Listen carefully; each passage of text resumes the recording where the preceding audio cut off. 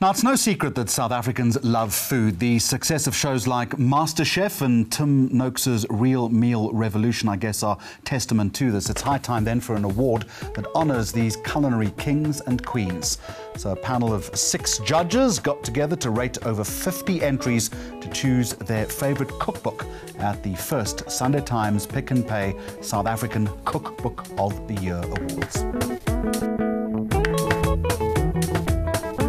Sales of cookbooks in South Africa are extremely buoyant. People still want cookery books. They still want to hold it, feel it, flick through those pages, maybe cook from it, smear it with grease, but they've really used it.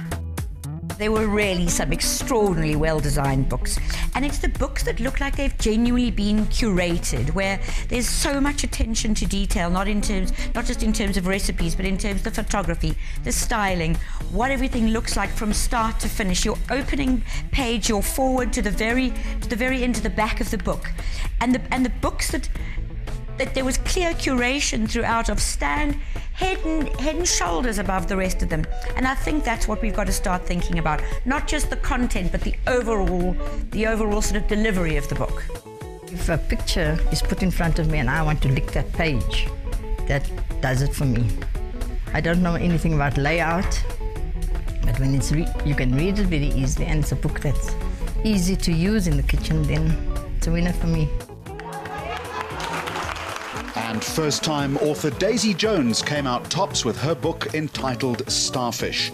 In the spirit of conservation, the seafood recipes in the book only make use of fish that fall under the top 10 sustainable fish species. Well, you get what you need. Life's so short to wait around. Back on my feet, walking proud. Now, thousands of hopeful performers enter reality talent shows every year. Some become famous, others not so much.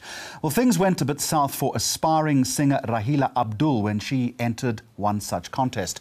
A decidedly unimpressed judge even went as far as calling her useless. Well, the financial services provider Sanlam felt Raheela's pain and decided to turn a negative into a big positive. So what advantage did the brand see that we didn't?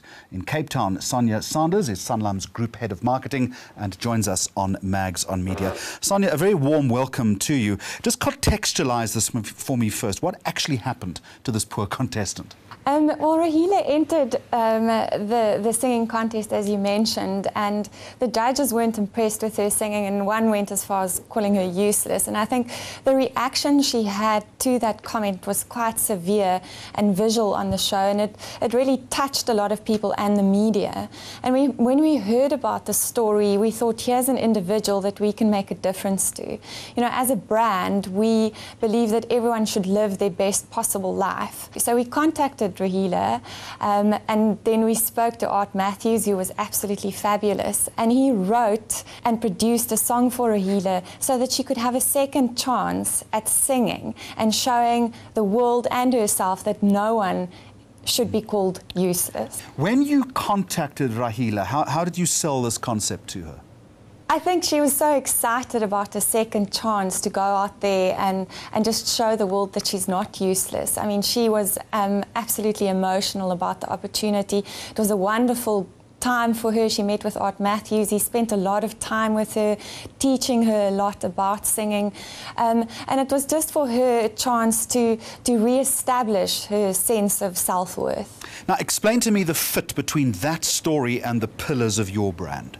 Our brand is about turning something into more, and we believe that every little bit counts. Our brand talks a lot about a rand and the potential of every rand turning into more. And we really believe that people in this country are all worth something and can all be worth a lot more. Do you think this is a one-off, or would you be able to use someone like Raheela again? I think, you know, we find opportunities out there.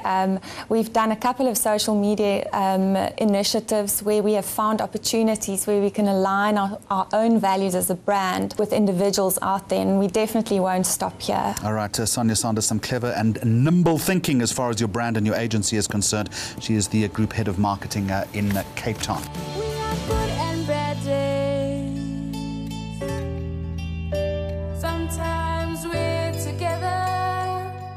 Sometimes we fall apart. Next week on the programme, a heartwarming summer campaign for a service station brand and an initiative that will hopefully help turn arts education around. Until then, goodbye to you and thank you for watching.